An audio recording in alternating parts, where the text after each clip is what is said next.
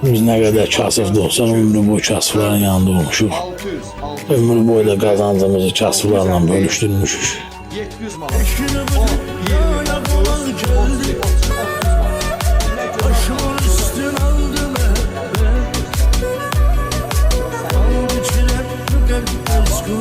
30 manat. Manat pul opşu yığıldı. 730 manatı ver də bana təfil. Ana dualar belə. Çox sağ olun, mənim gözəl bacı qardaşlarım. Allah bunun min bir əvəzini versin sizə. Öpürəm əllərinizdən dəstək olduğunuz üçün. Təşəkkür edirəm. Minnətdaram. Yəni minnətdaram. Qurban olum sizə, yəni məni qınamayın. Əməliyyat olsa bir insana. Mənim müalicə pulumdur, uşaqla mənim. Uşaqda yatır. Var olasın, uşaqda yatır. Var olasın, Allah min bir. Siz cəsarət göstərdiniz, köməkliklə düzbanıya. Mənim də utandırmadınız. Qarşımızda baş əyirəm. Allah sizi hər birinizi var eləsin. Öpürəm baxan gözlərinizdən ekranı bəyənməyi də unutmayın. Sağ olun.